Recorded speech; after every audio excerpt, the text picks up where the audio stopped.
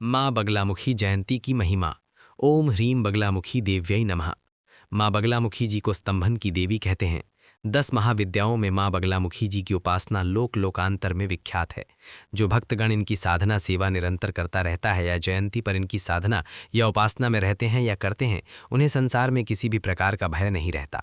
यूं कहें कि माँ बगलामुखी जी जिस प्राणी गांव शहर पर माँ बगलामुखी की कृपा रहती है, उसका कोई संसार में अनहित करने की सोच भी नहीं सकता। जो प्राणी उनकी महिमा मंडन जन्मोत्सव हर्षोल्लास से मानते हैं, उनके ऊपर माँ की महिमा अपरंपार रहती है।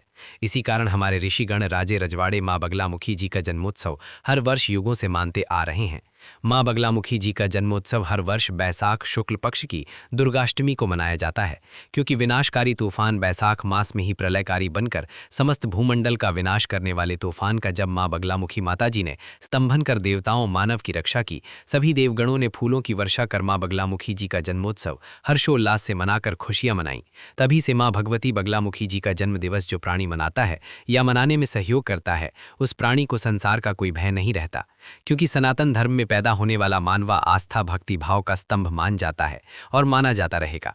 सनातन शब्द का अर्थ सत्य होता है, जो था या जो है हमेशा रहेगा। सनातन धर्म कभी खत्म नहीं हो सकता, चाहे जितने आक्रांताओं ने सनातन धर्म को हानि पहुंचाने की कोशिश की हो, लेकिन धर्म की रक्षा करने के लिए अनेकों महापुरुष इस संसार में आए और धर्म की रक्षा करते रहे। धर्म रक्षितो रक्षित है। जो धर्म की रक्षा करते हैं, धर्म उनकी रक्षा करता है। समय समय पर युगों युगों से भगवान धर्म की रक्षा करने इस भूलोक पर आए। समय समय पर देवतागण भी मां बगलामुखी जी की साधना आराधना करते रहते हैं ताकि समूल शत्रुओं का विनाश कर सकें। महाभारत काल के समय भगवान श्री कृष्ण जी के सुझाव पर पांडवों ने लंबे समय तक मां बगलामुखी जी की साधना आराधना की और मां बगलामुखी जी ने उन्हें विजय श्री का वरदान दिया। और बताया जाता है कि महाभारत काल में एक योद्धा बर्बरीक भी मां बगलामुखी जी के आशीर्वाद से अजय था। समय समय पर देश पर कुछ संकट आता है, तब भी मां बगलामुखी जी का आवाहन अनुष्ठान कर बड़े बड़े विद्वान उस संकट का निवारण करते हैं। भारत चीन युद्ध के समय भी प्रधानमंत्री श्री जवाहरलाल नेहरू जी ने भी ये मां बगलामुखी अनुष्ठान किया था। जहां मां बगलामुखी जी निवास करती हैं, उस शहर प्रदेश का कुछ अनहित नहीं हो सकता। यूं कहें कि समस्त ब्रह्मांड में उनकी जैसी कोई शक्ति नहीं है। मां बगलामुखी जी का स्वरूप अत्यंत विलक्षण है। हमें बताते हुए बड़े हर्ष की अनुभूति हो रही है। देहरादून चक्राता रोड ग्राम झाझरा में मां बगलामुखी धाम का कार्य प्रगति पर चल रहा है। मां बगलामुखी धाम का कार्य मां बगलामुखी धाम ट्रस्ट द्वारा कराया जा रहा है। मां बगलामुखी भक्तों से निवेदन है, तन मन धन से अपना सहयोग अवश्य करें। ये एक और दुष्ट जनों और घोर शत्रुओं का स्तंभन करने वाली, उग्र विघ्नों का शमन करने वाली, शक्तिशाली दुष्ट व्यक्तियों का दमन करने वाली है, तो दूसरी और दरिद्रता को दूर करने वाली, विजय श्री दिलाने वाली एवं मृत्यु को भी हराने वाली है।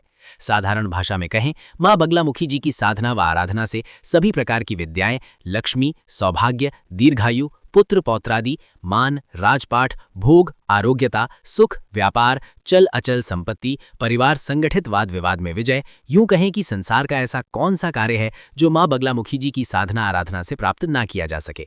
मां भगवती बगलामुखी जी की विद्या गुप्त विद्या मानी जाती है। प्राचीन समय में ये विद्या सिद्ध पुरुषों एवं साधक गणों तक ही सीमित थी।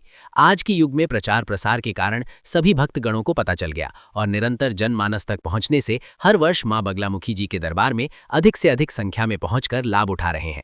मां बगलामुखी जी की जयंती को हर्षोल्लास से मनाने का पर्व चला आ रहा है।